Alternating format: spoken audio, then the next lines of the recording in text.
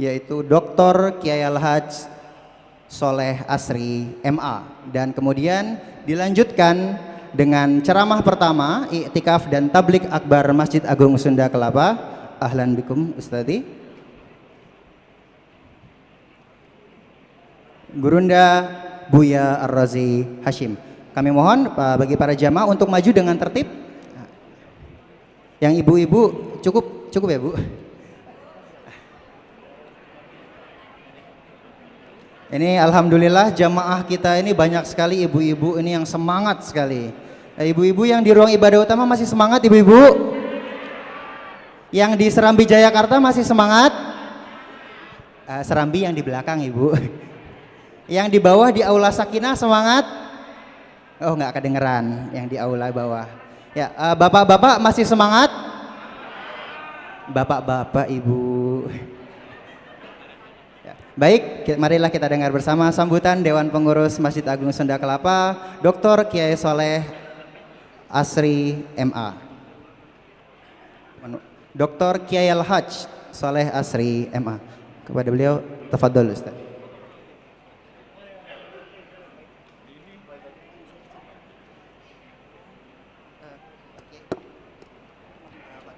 Mau berdiri atau duduk Pak Kiai? Duduk aja. Oh, duduk.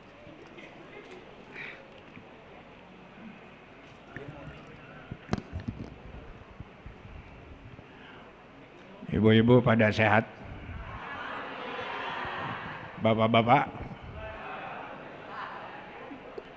Bahagia apa senang?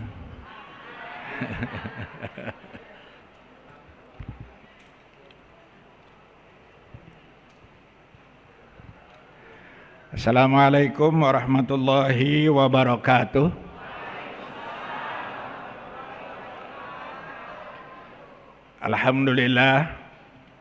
Alhamdulillah bini'matihi tatimus solihat wa bifadlihi tukaffirus sayiat wa birahmatihi tamhus sayiat.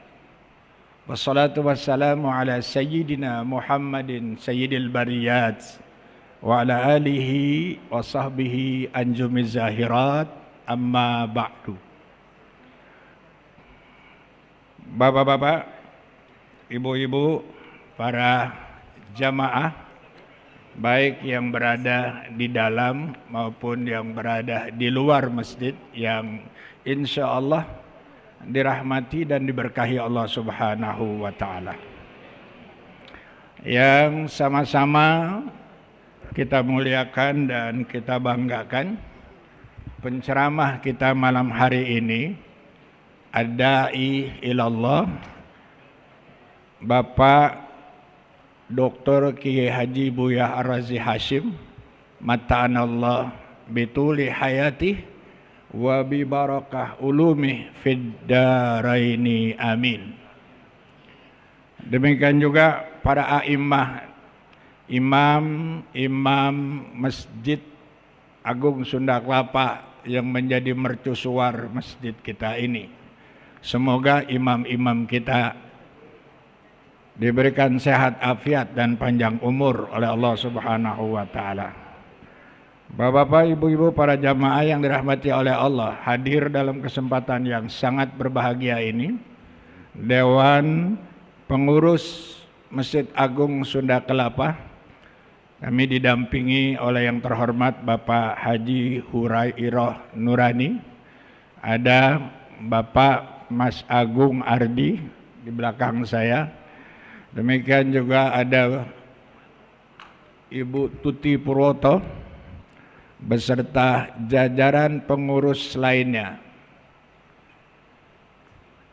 Bapak-bapak, ibu-ibu, jamaah yang senantiasa dirahmati oleh Allah Subhanahu wa Ta'ala, puja dan puji tentunya serta syukur tidak ada habis-habisnya dan tidak ada henti-hentinya kita persembahkan kehadirat Allah Subhanahu wa Ta'ala.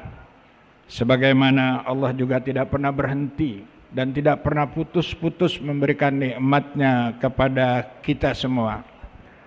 Teristimewa pada malam hari ini kita masih diberikan kesehatan dan kesempatan untuk berkumpul di tempat yang sangat mulia ini.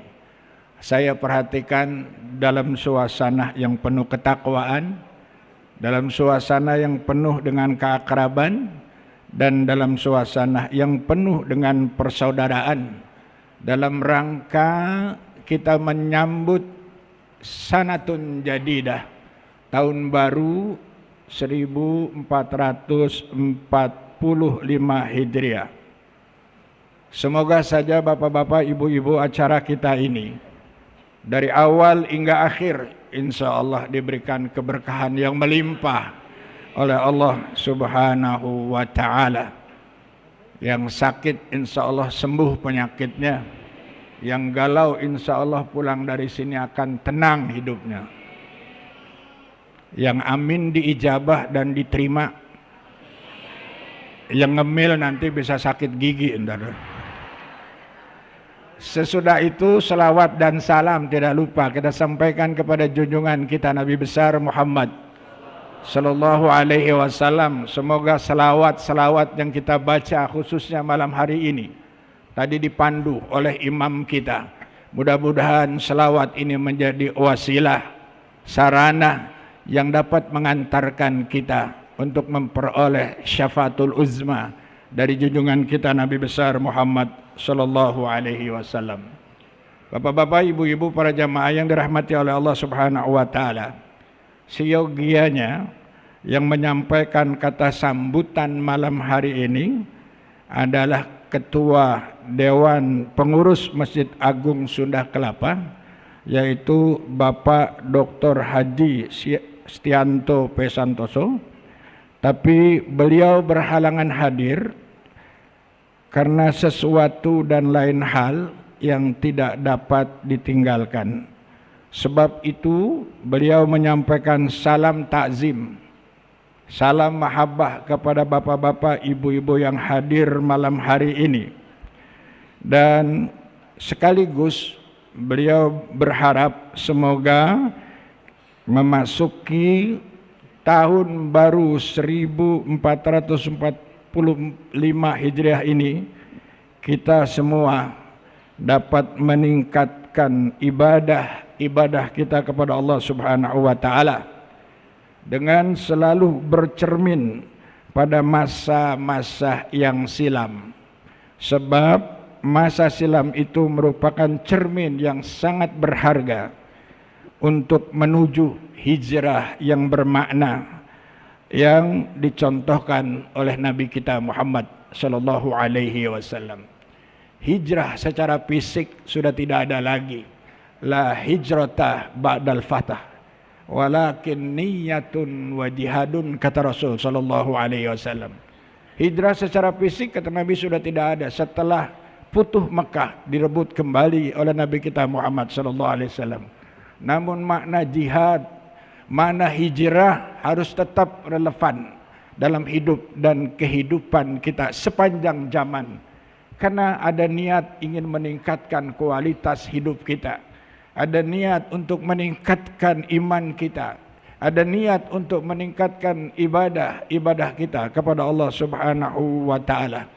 Itulah kurang lebih dari makna hijrah yang hari ini kita peringati, yang nanti akan disampaikan oleh guru kita.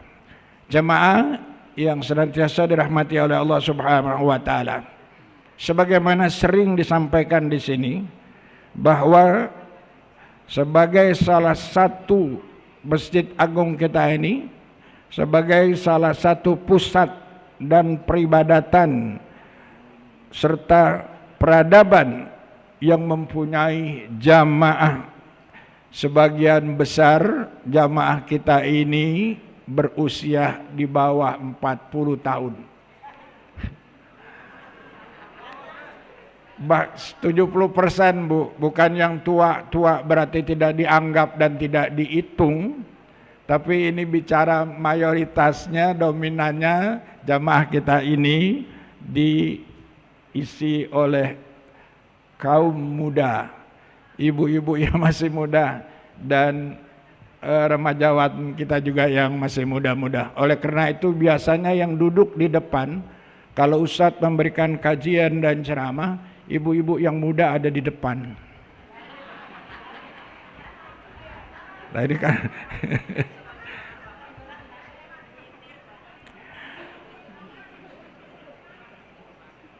Bapak-bapak, ibu-ibu, para jamaah yang dirahmati oleh Allah Subhanahu wa taala.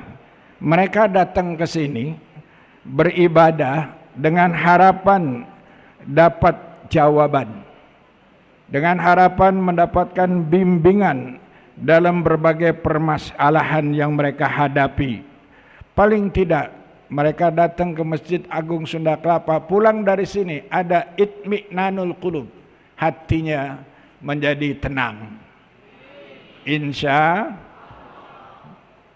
ibu-ibu mau tenang apa enggak hatinya? Bapak-bapak enggak mau, ibu-ibu aja mau. Kalau ingin menjadi hati yang tenang, maka sering-seringlah beriktikaf mengaji di Masjid Agung Sunda Kelapa itu sendiri. Insya. Oleh sebab itu, kehadiran mursyid kita Buya Ar-Razi Hasyim pada malam hari ini merupakan hal yang sangat didambak-dambakan oleh jamaah Masjid Agung Sunda Kelapa. Bahkan kita semua berharap mudah-mudahan beliau tidak hanya malam ini saja bisa hadir di sini, tapi kita juga mengundang, memberikan kesempatan, berharap untuk beliau bisa mengisi kajian keagamaan di Masjid Agung Sunda Kelapa. Ada kajian duha yang setiap minggu dilaksanakan di tempat ini.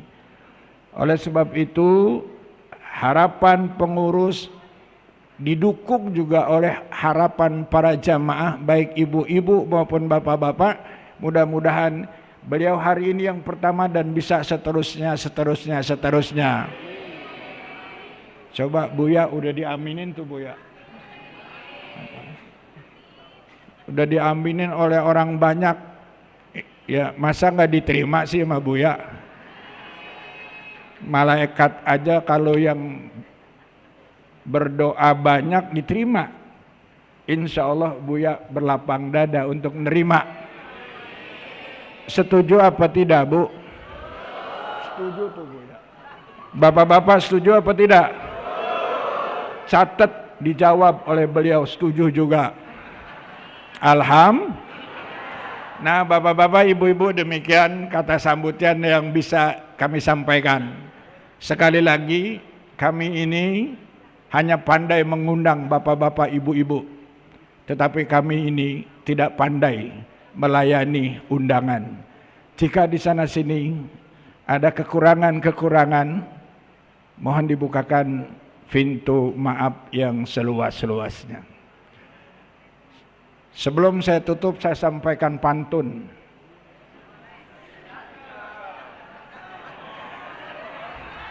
Makan roti dengan teh tarik, makannya di belakang pintu. Wallahul muwaffiq ila aqwamit thoriq. Wassalamualaikum warahmatullahi wabarakatuh.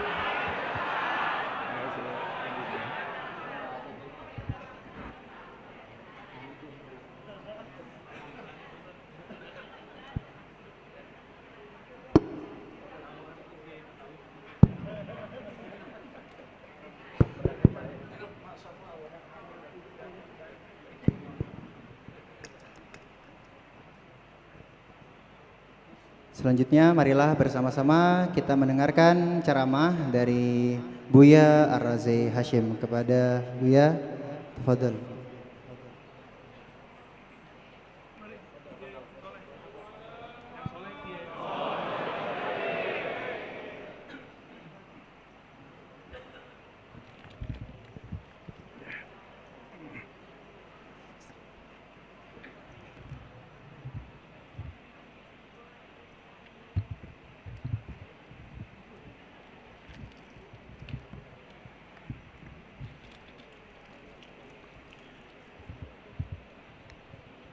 استغفر الله العظيم استغفر الله العظيم استغفر يا سيدي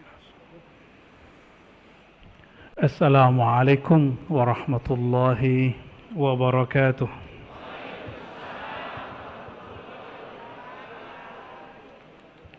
Alhamdulillah Rabbil Alamin binuri habibihi Sayyidina Muhammad sallallahu alaihi wasallam arafnahu wa abadnahu Asyhadu an la ilaha illallah wa asyhadu anna Muhammadan abduhu wa rasuluh. Allahumma salli wa sallim wa barik ala sayyidina Muhammad wa ala alihi wa ashabihi wa li baitihi wa dhurriyyatihi ajma'in ma ba'du. Para asatiz, para kiai dan para imam, para muazzin, para dewan masjid, semoga Allah berkahi beliau-beliau ini. Amin. Kalau beliau ini enggak bersekutu, acara ini enggak ada. Benar enggak? Maksanya soleh bener ya? Karena nama beliau memang Kiai Soleh. Insya Allah kalau waktu kami luang, kebetulan saya juga tinggal enggak jauh dari sini. Nanti kita agendakan kajian kitab di sini, insya Allah. Ya. Udah dijawab, Kiai?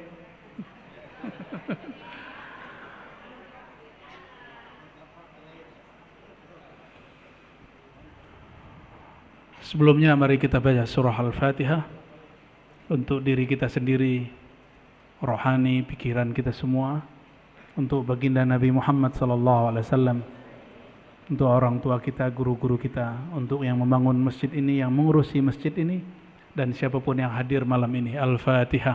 A'udzubillahi minasyaitonir rajim. Bismillahirrahmanirrahim. Iyyaka na'budu wa iyyaka nasta'in.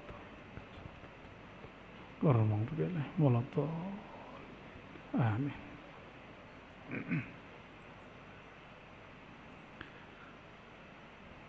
Karena tema kita hijrah, kebenaran di dalam kitab Al-Hikam. Kalau di kitab saya nomor 43, di beberapa kitab yang lain nomor 50 atau ada yang lebih. Ada pembahasan khusus mengenai hijrah. Dan bahkan Imam Athaillah Sekandari yang menulis Hikam, beliau menukil hadis hijrah. Hadisnya pasti sudah paham. Faman kanat hijratuhu ya ilallah wa rasulihi fahijratuhu ilallah wa rasulih. Ini hadis pertama yang diajarkan guru kami Kiai Ali Mustafa Yaqub di sini. Dulu ngajar kitab Arba'in, masih ingat? Yang dulu ikut kajian Kiai Ali Mustafa Yaqub pasti ingat, ya. Beliau khatam kajian kitab, beberapa hari setelah itu beliau juga khatam umurnya. Jadi masjid ini saksi salah satu masjid terakhir yang beliau jambangi sebelum beliau wafat. Ya. Semoga guru kami diridai Allah di alam sana. Amin. Apa kata Imam Athaillah Sekandari? Bismillahirrahmanirrahim. Wanzur ila qaulihi sallallahu alaihi wasallam. Perhatikanlah sabda Nabi Muhammad sallallahu alaihi wasallam. Biasa kita sering dengar tapi tidak wanzur, tidak menelaahnya. Faman kanat hijratuhu, siapa yang berhijrah ilallahi wa rasulih, kepada Allah. Allah itu di satu tempat atau bukan? Enggak. Karena Allah bukan benda, maka Allah tidak memerlukan tempat. Maka jika disebut berhijrah kepada Allah, itu bukan berpindah secara fisik. Maka ini disebut al-hijrah minal maddiyah, berhijrah dari sisi materi kepada sisi rohani. Berhijrah dari pahala kepada yang punya pahala. Bapak Ibu, saudara-saudariku, sampai kapan beribadahnya karena pahala? Mau sampai kapan kepada Allah berniaga, bertransaksi? Walaupun di Quran ada hal adullukum ala tijaratin. Betul ada di Quran. Tapi itu awal-awal turun. Awal-awal turun. Hadis ini mengajarkan apa? Siapa yang hijrahnya untuk Allah dan Rasul, berarti siapa yang berpindah, yang gerak hidupnya untuk Allah yang maha zahir dan maha batin, berarti dia mulai beribadah itu bukan lagi karena transaksi pahala. Seandainya tidak ada ustadz yang mengatakan sholat duha melancarkan rezeki, masih sholat duha kah? Bagaimana? Hah? Saya kurang yakin. Seandainya umroh, antara umroh dan umroh itu ampunan dari Allah, seandainya tidak ada hadis itu, mungkin orang-orang tidak mau umroh.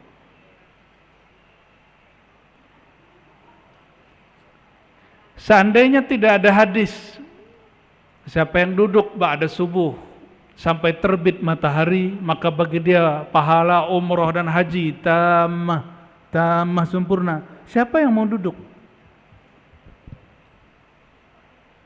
Nabi berbicara begitu kepada sahabat yang awam. Sahabat yang awam. Tapi sahabat-sahabat yang tidak awam, yang sudah mengenal Allah dengan makrifat yang dalam, mereka tidak diajarkan begitu. Jadi Nabi itu mengajari sahabat bertahap. Ada yang diberi motivasi. Akhirnya mereka beramal karena motivasi. Lama-lama mereka beramal bukan karena motivasi pahala, tapi karena Allah yang nyuruh. Ciri-ciri anak kecil berbuat amal diancam dulu atau diiming-imingi dulu? Ama diancam, benar nggak? Diancam dan dua-duanya. Sudah berapa lama kita seperti itu? Perasaan masih muda aja kata Kiai Soleh ya.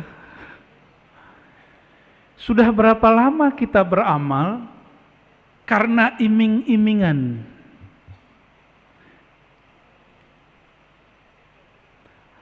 Kalau anak sudah gede, dia sholat itu bukan lagi karena diancam atau tapi karena dia sadar.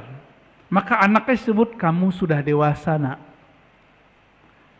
Ini yang di depan saya sudah dewasa belum rohaninya? Seandainya tidak ada ayat ala bidzikrillah tatmainnul qulub, ketahuilah hanya dengan menyebut nama Allah kalbu menjadi tenang. Seandainya tidak ada ayat ini, mungkin orang jarang berzikir kepada Allah. Karena kita ini biasa dididik seperti pedagang sama pembeli. Jarang yang dididik menjadi orang yang tulus mencintai. Ini saya nggak nanya ke bapak-bapak, ibu-ibu senang nggak dicintai tulus? Apalagi umur udah nambah gini ya nggak? Dicintai bukan karena cantik, bukan karena kaya atau dan lain sebagainya. Kan begitu maunya, benar nggak? Itu Bapak Ibu, ini ibu-ibu saya kabarin, itu sebenarnya sifat Allah yang Allah sedikit percikkan kepada ibu-ibu. Allah itu ingin beri pelajaran, wahai hamba-hambaku. Ini yang disebut sifatul jamal, sifat keindahan atau sifat feminim. Allah itu tidak feminim, tapi disebut jamal. Apa arti jamal? Cantik, indah. Kalau saya sebut indah, cantik, itu sebutan untuk cowok atau cewek? Ada nggak cowok cantik? Begini tangannya nggak jatuh. Ya. Karena orang yang diberikan sifatul jamal, sifat indah dan cantik, ingin dicintai apa adanya, Allah ingin berkalam, wahai hamba-hamba Allah, wahai laki-laki, wahai perempuan, wahai pria, wahai wanita, cintailah aku apa adanya.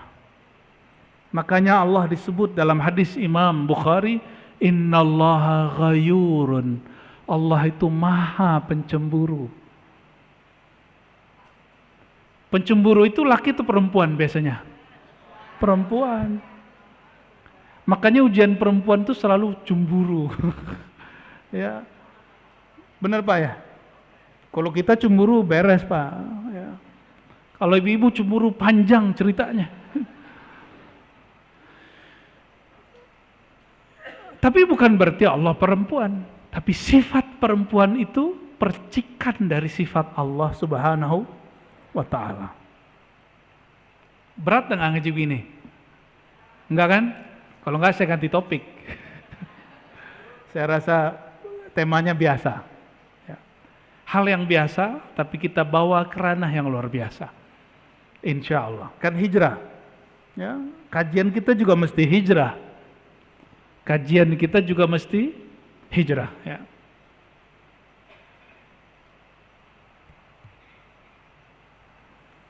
Kata Imam Nu'tailah, wa ta'ammal hadzal amr in kunta dha fahmin wassalam. Wahai muridku, perhatikanlah hadis ini jika memang kamu punya akal sehat, punya pemahaman yang tajam. Lalu oleh Imam Al-Khatib Al-Waziri, beliau menukil kalam Imam Abu Yazid. Ya. Abu Yazid ini didatangi oleh seorang laki-laki. Lalu laki-laki ini mengatakan, ya Sayyidi Ausini, wahai Tuan Syekh, wahai Pak Kiai, kira-kira begitu sekarang. Wahai Pak Kiai Soleh gitu ya. Kalau di sini kiainya siapa? Abu Yazid. Abu Yazid ini wafat tahun 261 Hijriah. Ini ilmu Kiai Mustafa Yaqub menghafalkan wafatnya ulama ya. 261 Hijriah. Sekarang kita 1440. Bener. Jangan salah lagi loh. Berarti sebelum maghrib tadi berapa? 1440. Nah, dalam Islam waktu itu dimulai dari maghrib. Makanya ada doa sebelum berpisah dengan tahun lalu, ada doa setelah masuk ke tahun baru. Meskipun oleh sahib kita yang di luar sana, bukan di luar masjid, di luar pikiran kita, tradisi itu disebut bid'ah, tapi ulama kita bilang tidak. Kenapa? Ini mengikuti Umar. Sayyidina Umar dialah yang mempelopori tahun baru Hijriah. Kalau Umar sudah buat, maka kita isi dengan doa. Man sanna sunnatan hasanatan falahu ajruha wa ajru man amila biha. Ya. Kalau orang buat sesuatu yang baik, siapa yang ngikutinya dapat keberkahan kebaikan. Ya. Imam Abu Yazid ditanya, wahai Tuan Syekh, wahai Pak Kiai Abu Yazid, tolong beri aku nasihat. Sering datang ke Kiai, terus ngomong, Pak Kiai nasihati saya. Benar nggak? Itu tradisi ulama salafus saleh.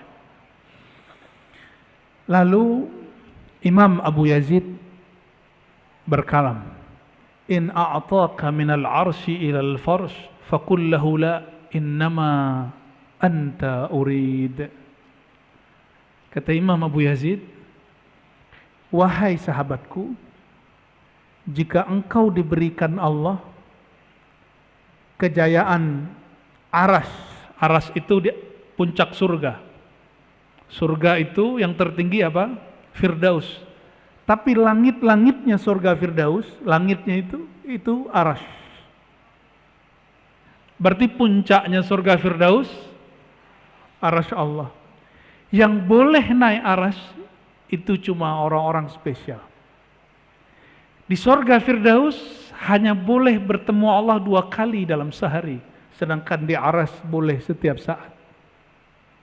maka banyak nanti di antara kita antri ingin masuk surga Firdaus.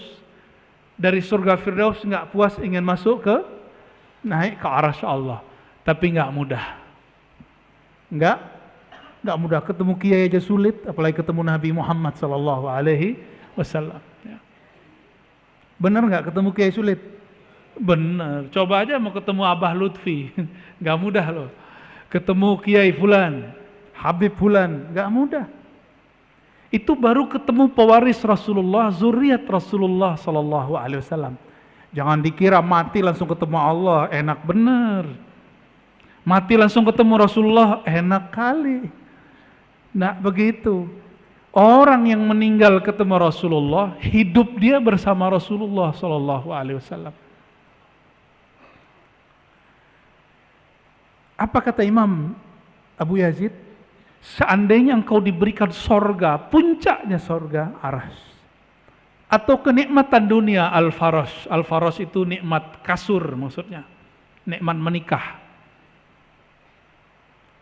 Faqul lahu la. Jawablah, katakan kepada Allah, ya Allah, bukan ini yang aku mau. Innama anta urid. Yang aku kehendaki hanyalah engkau, pemilik sorga. Ini namanya hijrah.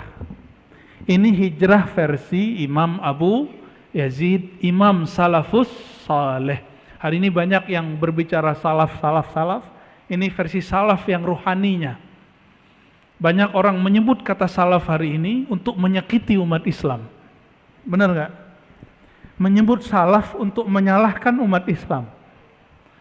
Tapi kalau kita nyebut salaf untuk menyebutkan spirit, semangat orang-orang terdahulu. Nah, itu perbedaan kita yang bersanad kepada mereka dengan mereka yang mengklaim selalu ikut salaf. Ya. Gak usah rebutan, ya. Yang penting punya sanad. Apa arti sanad? Silsilah ilmu.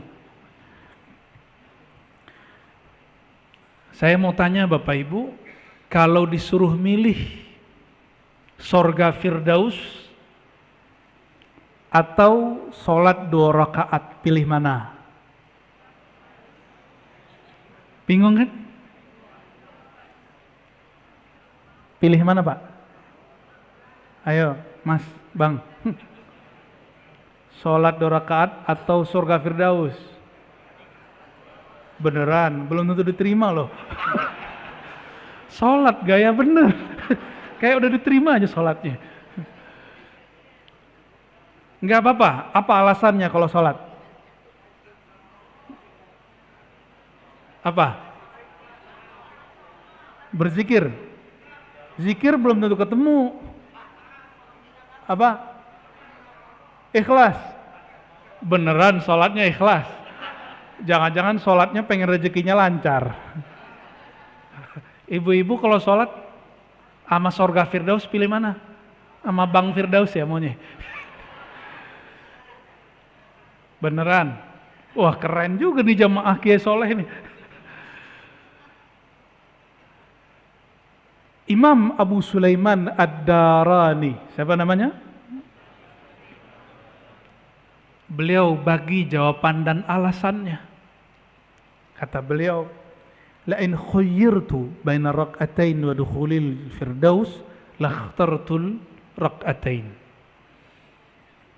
Beliau ini dibully oleh sebagian orang yang tidak faham bab ini karena beliau mengatakan, seandainya khuyyirtu, aku disuruh milih surga Firdaus atau sholat 2 rakaat, lakhtartur rak'atain, aku akan memilih sholat 2. Tunggu dulu, sholat beliau pasti diterima Pak. Karena beliau sholat itu nggak tahu lagi kiri kanan. Tapi kalau saya milih Firdaus karena saya belum tahu sholat saya diterima. Ayo yang mana ayo? Mulai bingung kan? Mulai bingung. Kata beliau, li'anni fil firdausi bihazzi, karena aku berharap surga Firdaus itu keinginanku. Sedangkan rakaatain bi Rabbi, aku bersama yang punya sorga Firdausil A'la. Yang benar nih Pak. Udah begitu belum sholatnya? Ya, mirip-mirip. Ini saya kasih ilustrasi. Kalau kita ngobrol, duduk bersama orang yang kita senengin, apalagi lawan jenis, masa-masa dulu, masa muda. 5 menit, 5 jam rasanya berapa? Bener. Mau balik dulu, ntar aja gitu ya. Bener nggak? Bener ya? Tahu-tahu sudah matahari udah udah maghrib. Dek, udah maghrib. Belum isya gitu. Tuh, pengalaman tuh. Itu baru ama makhluk yang kita senangi. Laki-laki senang dengan perempuan yang jamilah, yang indah. Wajahnya, budi pekertinya. Perempuan senang dengan laki-laki yang nyaman diajak ngobrol. Apalagi nyaman dompetnya. Allahumma sholli ala sayyidina Muhammad. Bener ya? Sama orang yang kita senangi, lama itu terasa sebentar. Betul? Ya. Kalau sama Allah kira-kira gimana? Kenapa orang bayangkan dengan Allah itu menakutkan? Karena selama ini kita dididik menakutkan. Allah itu tukang ancam. Allah itu suka ngancam, awas lo kamu masuk neraka lo. Ahli bid'ah lo. Ya. Makanya kajian-kajian begitu tuh lame. Kenapa? Karena dari kecil sudah dididik mengancam. Kamu gak sholat tapi neraka lo. Kamu begini neraka lo. Gitu aja terus. Akhirnya ketika ingin hijrah, udah dewasa ingin hijrah, dengar orang baca hadis. Apa hadisnya? Kullu bid'atin dalalah wa kullu dalalatin finnar. Seneng aja bukan main. Setiap bid'ah itu sesat. Setiap sesat itu masuk neraka. Awas ente. Jadi orang-orang yang suka kajian-kajian ancam mengancam itu memang dididiknya begitu dari kecil. Jadi bukan salah kelompok itu sebenarnya.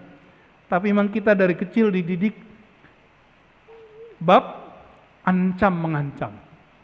Jadi otak itu udah otomatis. Otak ini kan kalau sering diasah dia akan mengikuti pola-pola itu. Alhamdulillah saya sering dididik guru-guru dan orang tua saya dengan apresiasi. Jarang diancam.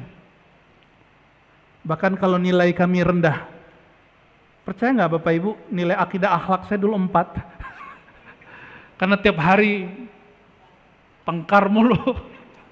Nonjok orang lah, nendang orang lah, bonyok itu orangnya. Karena hobinya dulu silat sama karate. Tapi bapak saya bilang 4. Ya masih kelas 2, semester 1, nggak apa-apa, antar juga bagus ya. Nggak pernah ngancem. Kapan bapak saya ngancem? Sekali aja. Saya kelahi Pak. Mata kita merah.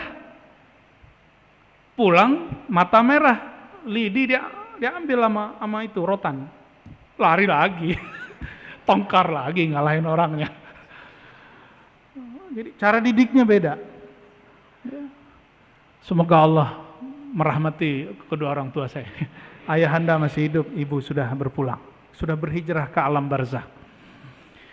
Bapak Ibu yang dimuliakan Allah, kalimat ini jangan ditelan mentah-mentah ya. Betul, dalam alam rohani, kalau kita sudah mengenal Allah, sudah merasakan namanya bab ihsan. Ihsan itu memandangnya dan dipandangnya. Ini biar indah. Mandang orang yang kita suka seneng gak? Dipandang oleh orang yang kita cintai seneng gak?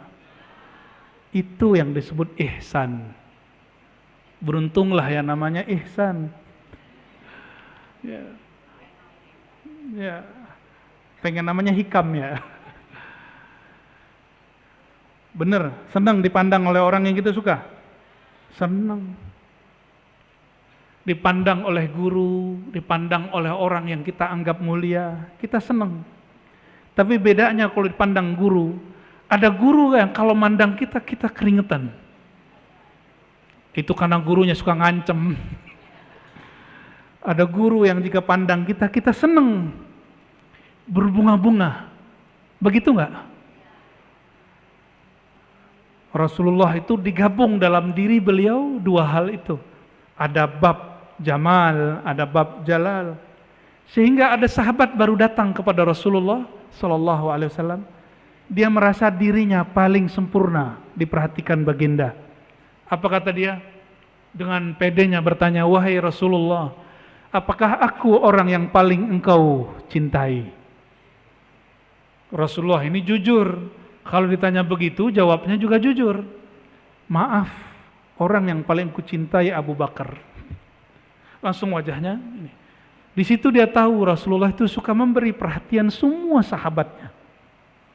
Wala yaqta' haditha ashabih. Nabi itu kalau sahabatnya ngomong nggak dipotong. Nggak sanggup jadi nabi, Pak. Saya nggak sanggup jadi nabi. Saya kalau orang banyak nanya, saya potong aja. Pertanyaannya apa, Mas? Gitu, langsung begitu. Kalau Rasulullah enggak. Apalagi kita dikasih limit sama pengurus, sekian menit Buya katanya. Ya harus kita potong-potong tuh kalau orang nanya. Ya. Kalau kita belum sampai martabatul khawas, tingkatan setinggi beliau atau murid Imam Ad-Darani, pilihlah surga Firdaus. Tapi kalau sudah tahu ilmu ihsan, sudah merasakan nikmatnya sholat. Udah pernah nikmat sholat belum? Nikmat sholat bukan karena bacaan imam bagus. Mohon maaf nih para imam. Bukan. Nikmat sholat itu munculnya dari dalam. Makanan enak di depan. Hati lagi gak enak. Makannya enak gak? Paham? Sorga di dunia itu namanya sholat. Hidangan terindah di alam semesta itu namanya sholat. Apabila seseorang hatinya tidak nyaman, maka dia tidak akan mampu menikmati sholat. Oleh karenanya Bapak Ibu, sebelum sholat handphone matikan. Ya, sebelum sholat duduk berdiri, kalau perlu sholat dulu 2 rakaat. Itu namanya conditioning. Jadi Rasulullah SAW mengajarkan conditioning. Selevel Nabi, conditioning mau zuhur 4 rakaat. Umatnya Nabi berapa rakaat? Beneran. 4 paling cuma 1-2 orang ya. Mulai ngamalin mulai besok sunnah sebelum sholat zuhur. Jadi kita udah azan, kita sholat berapa rakaat? 2 rakaat plus 2 rakaat. Itu cara apa? Mengkondisikan hati. Itu rahasianya. Selevel baginda Rasulullah SAW, beliau mengkondisikan kalbunya sebelum sholat zuhur 4 rakaat. Masa kita tidak? Khusus maghrib karena beliau kadang sholat 2 rakaat setelah azan, kadang tidak. Bahkan di riwayat itu disebutkan siapa yang mau sholat yang tidak, nggak apa-apa. Maka sahabat Nabi sebelum terbenam matahari mereka sudah duduk di masjid. Ya, kalau kita mungkin duduk di musola, di surau, di langgar, duduk di tempat kita mau sholat, persiapan kolbu. Orang mau ujian aja persiapan, kenapa dia mau sholat dia tidak persiapan? Mulai mau hijrah sholatnya, maka sebelum sholat persiapkan dirinya bertemu Allah Subhanahu wa Ta'ala. Allah yang dipandang apa? Baju yang bagus? Enggak. Yang dipandang Allah apa? Kolbu. Maka yang dipersiapkan kolbu. Tapi kolbu ini dia terpengaruh oleh yang zahir. Ya, terpengaruh oleh handphone, oleh mata menonton, oleh gosip, oleh pikiran. Kondisikan kolbu sebelum sholat. Ya. Nah, Rasulullah itu makomnya sudah sampai, sholat itu rehat. Kalau kita rehat dulu baru sholat, beda. Makanya saya nggak yakin kalau tadi jawabnya, saya pilih sholat Ustadz. Nah, kurang yakin saya. Belagu benar. Bapak Ibu yang berkata Allah. Wa qala Imam Abu Bakar Asy-Syibli quddasallahu sirrahu. Imam Junaid, pernah dengar Junaid? Junaid Al-Baghdadi, Imam Salafus Saleh, beliau yang mengajarkan tasawuf. Jadi kalau ada orang ngomong hari ini, tidak ada tasawuf di masa dahulu, di masa Salafus Saleh, dia berbohong atas ulama Salafus Saleh. Imam tadi yang saya sebut Darani, Imam Junaid, dan yang pertama kita sebut Abu Yazid, semuanya imam Salafus Saleh. Dan semuanya imam Sufi. Jadi Sufi bukan dari Buddha, bukan dari Hindu, apalagi dari Yahudi. Ya. Masa ada ustadz bilang ini dari Shaolin? Ya, kalau nggak belajar sejarah, nggak ngaji hadis, namanya hadis mulusalsal, ente ngaji, jangan cocok logi. Ya, dalam kajian ilmu hadis ada namanya al-musalsal bis-subhah, hadis menerima tasbih dari guru. Lalu tasbihnya dari mana? Dari murid Sayyidina Ali dan murid Sayyidina Abu Hurairah, namanya Al-Hasan Al-Basri. Siapa namanya? Beliau yang pertama kali pakai tasbih. Tasbih dalam pengertian seperti ini. Tapi tasbih yang umum jumlahnya 2000, pertama kali Abu Hurairah. Sedangkan tasbih yang tidak diikat yang pertama kali istri Rasulullah itu Juwairiyah dan Sofiyah. Apa kata mereka yang tidak sepakat pakai tasbih? Kamu pilih Rasul atau sahabat? Itu namanya GOBLOK. Jangan dibaca. Sahabat itu ikut Rasulullah. Jangan kemudian kasih pilihan ikut Rasul, ikut sahabat. Ikut sahabat itu ikut Rasulullah sallallahu alaihi wasallam.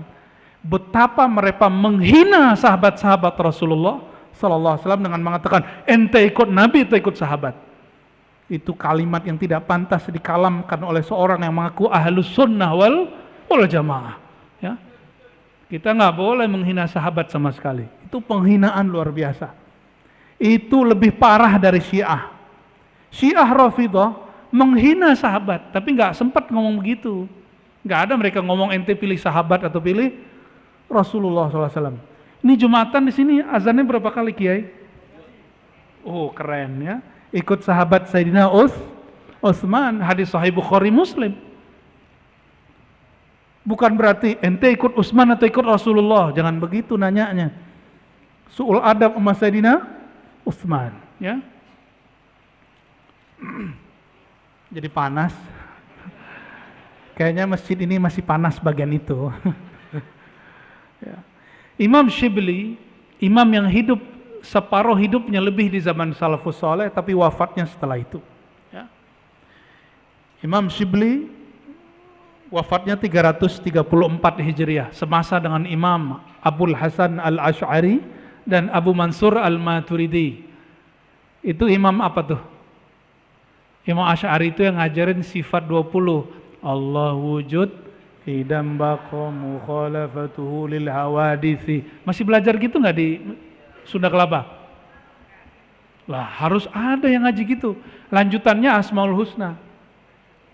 Lanjutan belajar sifat Allah, belajar apa? Al-Asmaul Husna. Itulah inti daripada al-iman dan al-ihsan. Kalau kita rutin nanti kita ngaji itu aja ya. Insya Allah. Udah senang duluan.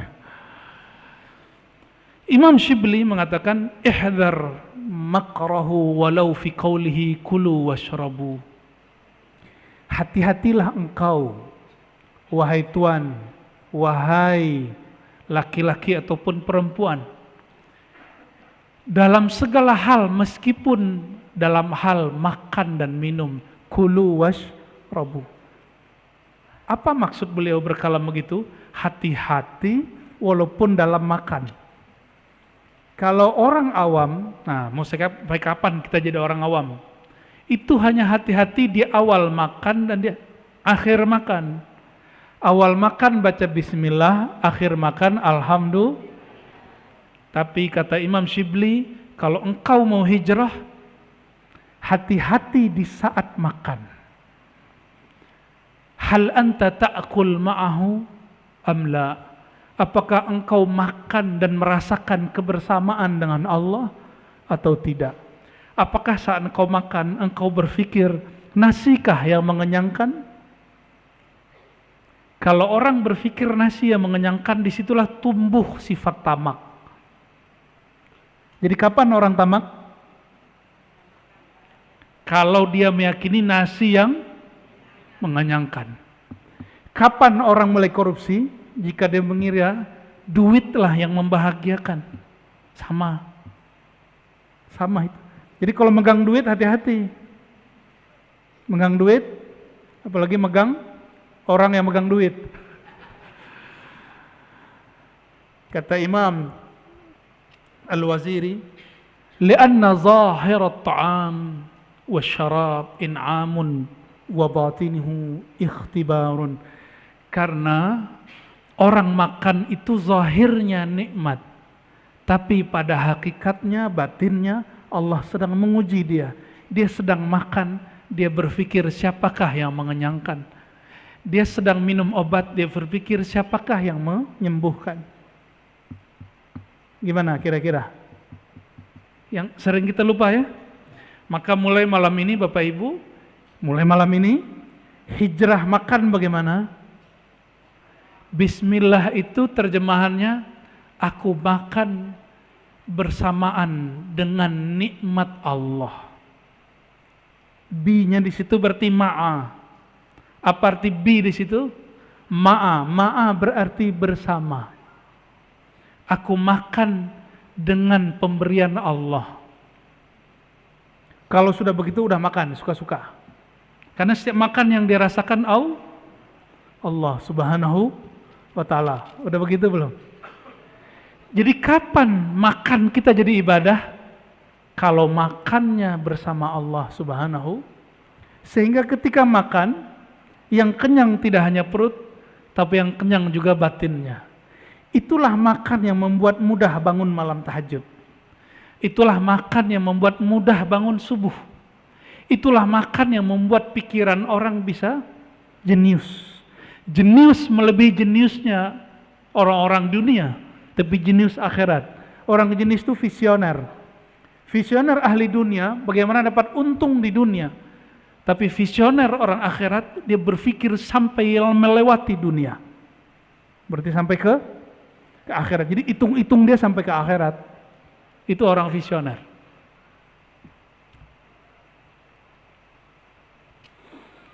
Nah, perhatikan di situ. Makannya karena berpikir nasilah yang mengenyangkan, airlah yang menyegarkan. Maka coba lihat, ada orang minum. Gimana cara orang yang lupa kepada Allah minum? Satu nafas. Minum begitu hanya boleh minum air zam-zam, tapi tegukan yang ketiga kali. Kalau hamba Allah minum enggak? Hamba Allah minum dikit-dikit ya. Saya izin minum dulu ya. Bismillah. Nah, dikit-dikit seperti itu.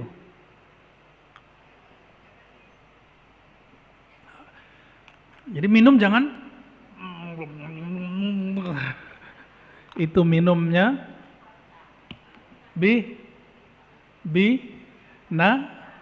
bina-bini. Itu hewan yang minum begitu. Maka disebut di Quran ulaika kal an'am. Dia berpikir air yang menyegarkan. Masih ingat kisah Talut? Talut itu diuji oleh Allah dan pasukannya. Itu pasukannya banyak. Pasukannya awalnya puluhan ribu. Tapi turun perintah wahyu. Wahai Talut, kalian boleh minum dari air sungai. Itu mereka kehausan, berhari-hari nggak ketemu air. Tapi hanya ini apa namanya? Apa sih namanya bahasa Indonesianya? Sauk. Ya gitu aja deh ya. Segini, setelapak. Ambil air, gitu. Ini ilmu wudhu. Pernah belajar wudhu nggak? Tapi bab ini jarang orang mengajarkan. Kalau kita berwudhu, bagian air sedikit saja, bagian wajah kita minum. Ya. Ada yang ngajarin begitu nggak? Bid'ah nggak nih? Ya, di kitab-kitab lama masih ketemu Pak begitu. Ya, itu manfaatnya ada. Nanti kalau kita ketemu lagi kita jelaskan rahasianya. Ya. Ternyata caranya diambil dari mana? Dari tolut minum air. Berarti kalau begitu airnya sedikit gak? Karena belum dituang ke mulut dia sudah tumpah duluan. Disitulah Allah mengajari tolut dan pasukannya. Dia dan pasukannya 313. Tadinya berapa orang? Puluhan ribu orang ikut. Begitu dalam satu riwayat lain ribuan orang. Tapi karena perintah kalian tidak boleh minum kecuali hanya seteguk dari bekas tangan. Apa kata yang lain? Ini nggak masuk akal. Masa kita mau perang nggak boleh minum? Jadi dia berperang pakai akal. Akal yang sempit ini. Otak kita kan kecil sekali. Akhirnya banyaklah minum, diambil satu gayung, blok ngantuk. Yang lain muncul rasa takut. Jadi orang itu kapan dia muncul rasa takut miskin, takut mati? Kalau perut sudah kenyang. Perut sudah kenyang, tabungan sudah banyak, mulai muncul rasa takut mati, takut miskin, takut dicuri. Benar nggak? Kalau nggak nabung apa yang mau dicuri? Ya, itu mulai muncul tuh. Sama, pasukan Thalib mundur. Yang maju cuma 313 orang. Sama dengan Ahlul Badar, 313 orang bersama Rasulullah SAW. Ya, dia nggak boleh tamak, nggak boleh tamak sama sekali. Nah, coba hijrah minum, tadi hijrah makan. Mulai malam ini, detik ini, kalau minum bukan lagi dengan meyakini air yang menyegarkan. Toh tentara Talut mengalahkan musuhnya Jalut. Mereka jumlahnya cuma 313 dan minumnya sedikit. Karena yang menyegarkan, yang menghidupkan bukan air minum tapi Allah Subhanahu wa taala. Benar gak nih? Ya. Nanti ada masa Bapak Ibu, gak tahu nih sebagian ibu-ibu mungkin sudah dipanggil Allah nanti. Nggak nakut-nakutin. Sebagian kita sudah dipanggil Allah nanti Bapak-bapak. Ada masa orang karena air satu gelas bunuh-bunuhan. Sekarang belum Pak. Ini sudah mulai. Coba, adakah orang Jakarta minum air sumurnya? Nggak ada, karena sumur kita sudah ternodai, sudah tercemar. Semua kita minum pakai air. Bukan aqua ini. Tuh, alam bawah sadarnya sudah begitu. Semua orang nanti minum begitu. Ada masa itu air nggak ada masuk ke Jakarta. Berebut Pak minum ini, bunuh-bunuhan minum ini. Di semua negeri, dimanapun. Itu fitnah akhir zaman, saya nggak nakut-nakutin. Rasulullah yang mengabarkan, sallallahu alaihi, kalau nggak sanggup meninggal aja sebelumnya ya. Bayanginnya sulit kan? Tuh banyak yang mau minta mati sebelumnya itu. Tapi kalau sudah ngaji bab hijrah minum, dia paham yang menyegarkan, yang menghidupkan bukanlah air, tapi Allah Subhanahu. Ya teorinya gitu Pak, teorinya. Coba aja ntar ya. Terakhir ya, ketika disebut al-muhajiru man hajara, man al-mujahidu man hajara. Ada yang hafal nggak? Ada al-mujahidu man jahada hawa, ya. Al-muhajiru man hajara mimma nahahullah. Itu riwayatnya. Orang yang jihad itu yang berjihad melawan hawa nafsunya. Hadis ini sahih, ada di Bukhari. Dan orang yang hijrah itu al-muhajiru, orang yang hijrah itu orang yang hijrah dari sesuatu yang Allah tidak suka. Allah tidak suka ketika kita minum air lah yang kita etikatkan itu yang menyegarkan. Mulai sederhana, mulai hidup hari ini. Nah, bukan nasi yang menyegarkan, bukan nasi yang bikin kenyang. Ya, kira-kira orang Indonesia kalau umroh haji nggak ketemu nasi, ngamuk ya?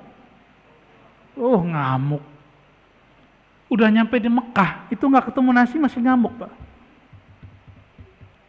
Ternyata Tuhannya,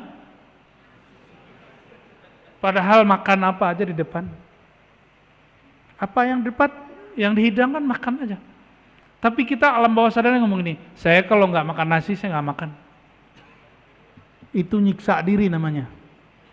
Kenapa kita buat kaidah begitu? Karena belum hijrah.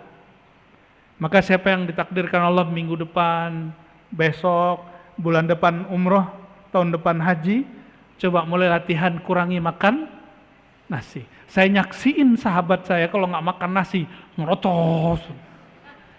Nasi. Serius. Pusing dia kalau nggak ketemu nasi. Seperti suami pusing nggak ketemu istri. Emang betul pusing? Kayaknya bapak-bapak ini nggak pusing. Yang pusing ibu-ibu. Bapak ibu yang makan Allah. Ketika Nabi SAW keluar dari Mekah,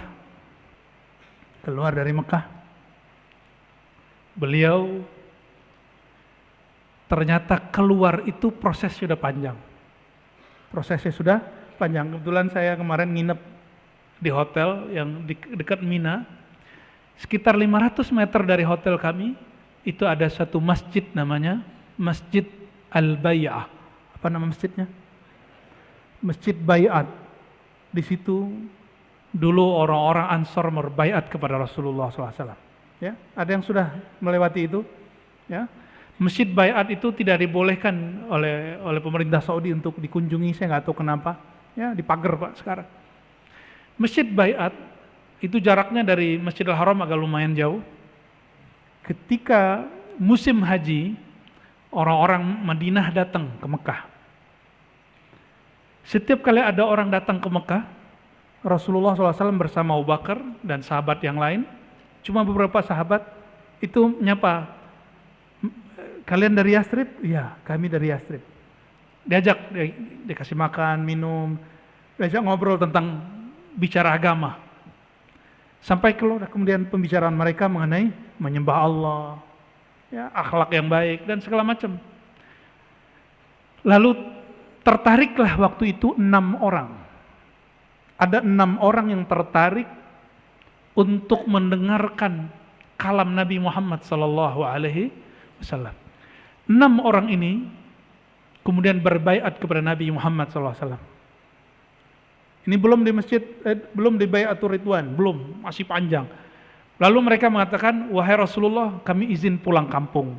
Ketika mereka pulang kampung, setiap sahabat yang 6 pulang ke rumah bawa berita kabar baik. Ternyata di Madinah sudah muncul kabar yang diberitakan oleh orang-orang Yahudi bahwa akan muncul Nabi akhir zaman. Jadi siapa yang mengabarkan? Orang Yahudi. Lalu orang Madinah, orang Yathrib mengatakan, Bani Khazraj, wahai ahli Madinah, jangan keduluan orang Yahudi. Fala yasbiqannakum al-Yahud. Jangan keduluan Yahudi. Nabinya kami sudah ketemu, kata 6 orang ini. Maka 6 orang ini, semua keluarganya dan sukunya ikut Islam. Tapi 6 orang ini kemudian datang lagi ke Mekah, beberapa bulan setelahnya, bawa 12 orang dan beberapa perempuan, 1 perempuan atau 2 perempuan. Lalu mereka baiat di tempat yang disebut Masjid Al-Bai'ah. Silakan cek, buka GPS ya. Mina, lalu di antara Mina dan Mekah, Masjidil Haram itu ada namanya Masjid Bai'ah. Mereka baiat di situ berapa orang jumlahnya? 12. Berarti sebelum Nabi hijrah itu sudah ada yang Islam dari ahli Madinah. 12 orang pulang mengislamkan 70 orang. 70 datang. Baiat lagi di tempat itu. Kapan mereka baiat? Nggak mungkin siang. Pasti dibunuh oleh kafir Quraisy. Tidur kafir Quraisy, jam 12 malam mereka datang ke situ berkumpul. Itulah tradisi Nabi SAW ngaji jam 12. Ini saya senang sekali, Sunda Kelapa walaupun cuma sekali setahun atau beberapa kali sebulan, buat tradisi ngaji sampai tengah malam. Sampai jam berapa nanti Ustaz? Kiai? Sampai jam 2? Jam 3? Luar biasa. Itu sunnah apa? Sunnah sebelum hijrah. Itu persiapan hijrah. Kuat nih, nggak tidur sampai nanti. Ntar kan ada Syekh Muhammad Ali Jabir ya. Ya, siapa lagi? Syekh Hisham.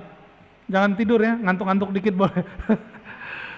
Ini belajar, kalau kami dulu hampir setiap minggu. Bahkan seminggu itu saya 2-3 kali ngaji jam 12 sampai jam 3. Lalu yang kita siarkan dulu kajian hikam semasa pandemi, itu nggak pakai masker Pak. Jam 12 sampai jam 3, jam 12 sampai jam 3. Tapi alhamdulillah nggak pernah dibubarin pemerintah, alhamdulillah. Saya berterima kasih juga. Nggak pernah dibubarin. Tapi kami membubarkan diri sendiri ya. Karena pandemi selesai kita bubarkan. Ya. Pandemi bubar, kita bubar. Ya. Kembali ke masjid-masjid. Lalu 70 orang pulang. Mereka pulang, semua orang di Madinah masuk Islam. Jadi Nabi sebelum hijrah itu persiapannya nggak sembarangan. Dan ingat, Nabi hijrah tanpa perang. Justru beliau yang diperangi. Maka siapa yang hari ini gerakan hijrah lalu ngebom, lalu menyakiti orang-orang yang sudah bersyahadat, mereka telah mengkhianati perjuangan hijrah Nabi Muhammad sallallahu alaihi wasallam. Maka saya menghimbau siapapun yang ya terpengaruh oleh pemahaman ngebom, ya, bom masjid, bom pengajian maulid, bom orang-orang begini, tolong kembali ke jalan Rasulullah sallallahu alaihi wasallam. Ya. Rasulullah nggak begitu. Rasulullah bisa ngalah-ngalah. Ya. Maka kemudian ketika Nabi keluar, Nabi keluar itu dengan siapa? Sayyidina Abu Bakar As-Siddiq. Nah, bagian ini yang pas sebagai penutup, ya. Sayyidina Abu Bakar As-Siddiq ketika keluar dari rumahnya, itu jalan, itu dikejar-kejar. Bayangin kita dikejar-kejar orang, itu orang bawa panas, gitu. Akhirnya Rasulullah SAW dan Sayyidina Abu Bakar As-Siddiq berhentinya di mana? Di bukit Sur, lalu naik ke atas. Kata Sayyidina Abu Bakar, ya Rasulullah, seandainya mereka melihat ke bawah, pasti kita terlihat. Apa jawaban baginda Rasulullah SAW? Wahai Abu Bakar, apa pandanganmu? Jika kita berdua, yang ketiganya Allah, kira-kira gimana? Langsung Abu Bakar yang tadinya gelisah, tenang. Lalu Abu Bakar dilihat Nabi nangis. Jadi setiap kali ada yang ngejar, Abu Bakar nangis. Ketika nangis, Nabi tanya, wah Nabi kaya Abu Bakar. Wahai Abu Bakar, kenapa yang kau nangis? Engkau nangis karena berjuang susah. Coba lihat, ini spirit Abu Bakar, mesti kita ambil. Kata beliau, ma bakaitu ala nafsi ya Rasulullah. Wahai baginda, aku tidak menangisi susahnya diriku. Tapi aku menangisi orang semulia engkau. Kenapa harus bersusah-susah begini? Kenapa harus diusir seperti ini? Kalau aku diusir, aku dibunuh, tidak masalah. Tapi jika engkau yang diusir, ini masalah bagiku. Lihat Abu Bakar As-Siddiq. Maka ketika beliau keluar, turun dari Jabal Sur, itu ada orang yang ngejar terus. Setiap kali mau dapat, Rasulullah angkat tangan, doa. Jadi Abu Bakar udah nangis. Rasulullah kata, ya Allah, selamatkan kami. Setiap kali mau dapat, orang itu terpental. Dan terakhir dia jatuh. Ketika jatuh, Rasulullah berhenti. Ternyata orang ini kemudian mengatakan, wahai baginda, ambillah semua hartaku, aku akan jaga engkau. Dia mulai percaya, Nabi angkat tangan baru dia jatuh. Oh berarti ini betul Rasulullah nih. Ambil semua barangku, lalu pergilah engkau, saya akan kecoh kafir Quraisy. Padahal tadi dia orang yang ingin ikut sayembara, bunuh Muhammad, maka dia jadi orang kaya. Jadi tidak semua orang jahat itu berhati jahat. Nah, ini kaidah juga. Ya, tidak semua pemaksiat itu hatinya kotor. Tidak semua orang yang diklaim hari ini pemaksiat pendosa itu orang-orang yang hatinya berdosa. Mungkin hatinya sedang mencari. Apa kata dia? Wahai Rasulullah, engkau berangkat ambil barangku, aku siap pasang badan. Apa jawaban Nabi? Ternyata Nabi SAW tidak mata duitan. Kata beliau, barangmu, asetmu, aku tidak perlu. Jaga dirimu sendiri. Nabi berangkat. Nabi cuma ingin memastikan orang ini bagaimana. Maka Nabi jalan. Sampai Nabi di suatu perkemahan, kemahnya lusuh, ada peternakan di situ. Yang punya perkemahan perempuan, namanya Ummu Ma'bad. Siapa namanya? Ini yang cerita suaminya, Abu Ma'bad. Hadis ini sahih riwayat Imam Tirmizi dan imam-imam yang lain. Kata Ummu Ma'bad, kata Abu Ma'bad, suatu kali saya terheran melihat istriku punya susu banyak sekali, punya susu kambing. Padahal kami lagi paceklik. Lalu aku bertanya, wahai istriku Ummu Ma'bad, apa yang terjadi padamu? Kata Ummu Ma'bad, barusan ada orang aneh, tapi wajahnya cerah. Saya mengatakan kambingku tidak ada yang bunting. Tapi dia mengatakan, itu ada kambing satu yang lusuh, tolong bawa sini. Lalu aku ngambil. Aku ambil itu kambing, domba, lalu Rasulullah urut-urut, disayang-sayang. Ada nggak yang punya kucing-kucingnya diurut-urut? Beneran. Ya, punya kambing nggak berani ya. Diurut-urut, lalu bagian susunya itu bukan lagi bunting loh Pak. Nggak ada susunya. Apa kata Nabi? Wahai domba, wahai kambing, semoga Allah memberkahimu. Betapa beruntungnya si kambing dipegang-pegang oleh Rasulullah Sallallahu Alaihi Wasallam. Itu nggak ada air susunya Bapak Ibu, dipegang sama Nabi, habis diurut oleh Rasulullah SAW, itu langsung air susunya dan susunya itu penuh. Nabi kemudian pencet, keluar, ambil wadah penuh, ambil lagi yang baru, bingung Ummu Ma'bad, ini orang makhluk apa ini? Dia bingung. Rasulullah SAW ternyata ada yang ikut ngawal beberapa orang, setelah itu bertiga beliau, kemudian ambil, nah ini akhlak baginda Rasulullah SAW, ambil, lalu beliau sodorkan ke 3 orang itu, 1, 2, 3, dan ke Ummu Ma'bad. Yang lain minum. Fasyaribtu, kata Abu Bakar, hatta rawitu, aku minum sehingga aku puas. Aku minum sehingga aku puas. Lalu kami bertanya, wahai baginda, kapan engkau minum? Jawaban beliau, orang yang memimpin kelompok dia adalah pelayannya. Maka aku terakhir minum. Dan minum semua, baru beliau minum. Sallallahu alaihi wasallam. Sampai detik itu, Ummu Ma'bad belum tahu bahwa yang memeras susu itu siapa? Rasulullah sallallahu alaihi wasallam. Maka dia orang paling berani mandang Rasulullah, dilihat dari ujung rambut sampai ujung kaki. Sedangkan Sayyidina Abu Bakar As-Siddiq tidak pernah berani menatap baginda Rasulullah SAW. Yang berani siapa? Emak-emak. Ya, ini hadis emak-emak. Ummu itu kan emak. Emak Ma'bad. Anak dia namanya Ma'bad. Selesai semua, Rasulullah cuma ambil sedikit, minum, udah beliau jalan. Saya mau nanya Bapak Ibu, kira-kira itu air susu turunnya dari mana? Keluarnya dari mana? Memang Allah punya peternakan susu, punya pabrik susu. Apa jawabannya? Yang megang kunci surga siapa? Rasulullah SAW. Benar? Ya. Di surga ada nahrun, ada sungai disebut min laban, yang mengalir di dalamnya air susu. Kalau Rasulullah mau ambil boleh nggak? Boleh. Maka itu keluarnya apa? Itu sebenarnya bukan air susu biasa, itu air susu surgawi. Itulah air susu paling mulia yang pernah keluar. air susu surga yang Allah keluarkan.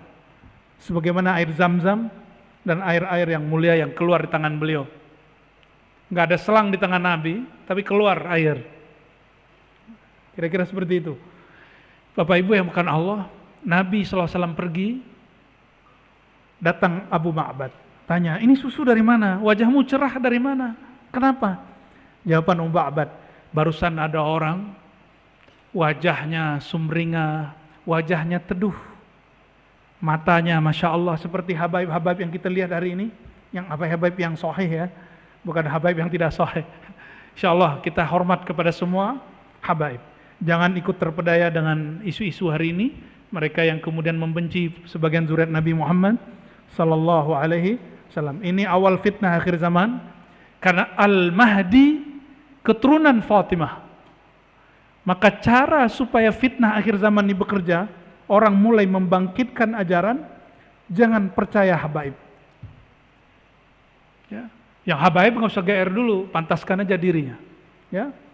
Kami memantaskan diri kami menjadi pejuang akhir zaman, insya Allah. Ya.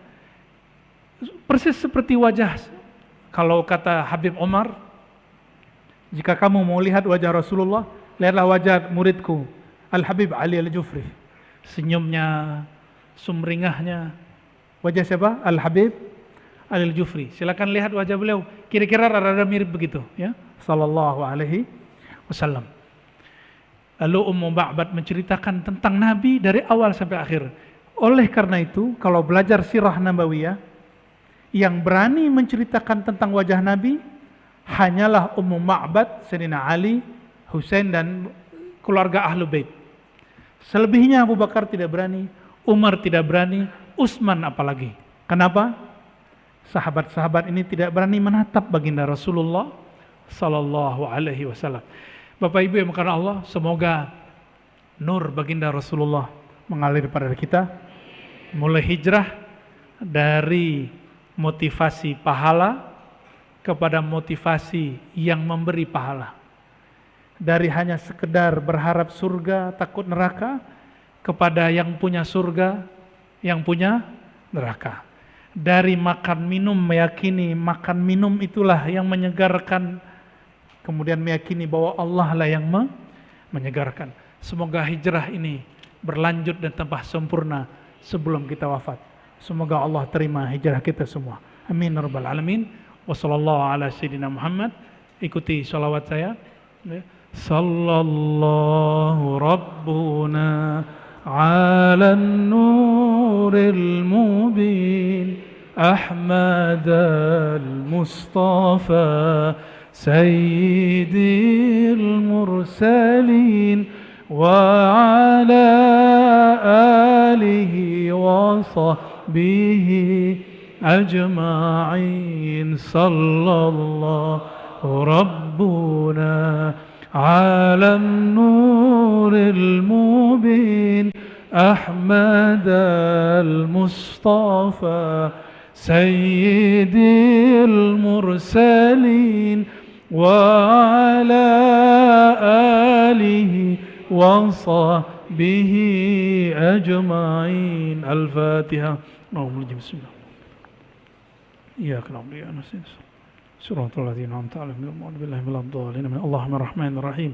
Ya Karim, ya Azim, ya Allah yang Maha Pengasih dan Maha Penyayang, limpahkanlah kasih sayang Engkau kepada hamba-Mu terkasih Nabi Muhammad sallallahu alaihi wasallam.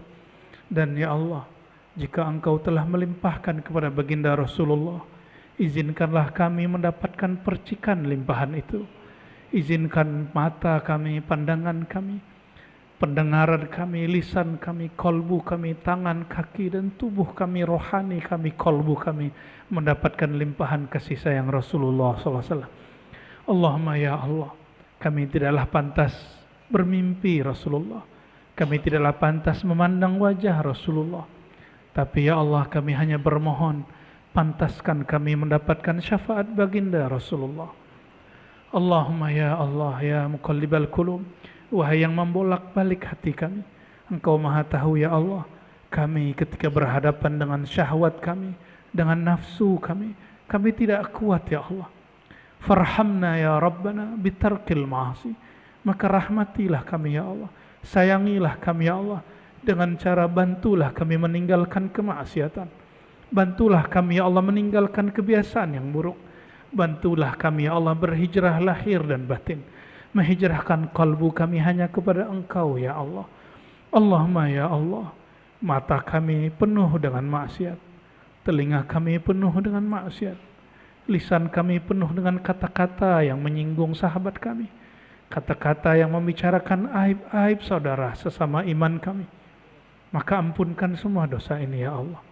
Allahumma ya Allah, guru-guru kami, orang tua kami, bagi yang hidup, berkahi hidup mereka ya Allah. Jika mereka sudah wafat, maka ridhai mereka ya Allah.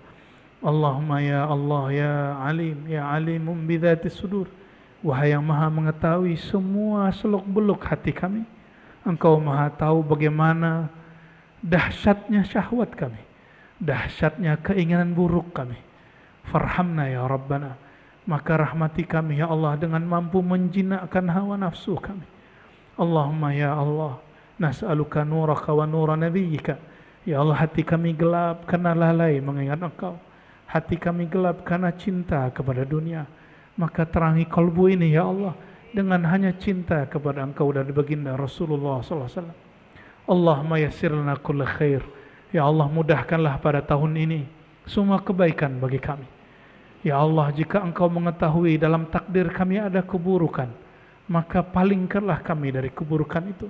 Jika tetap kami harus menghadapinya, fakhaffifna ya Rabbana, maka ringankanlah semua ketentuan itu.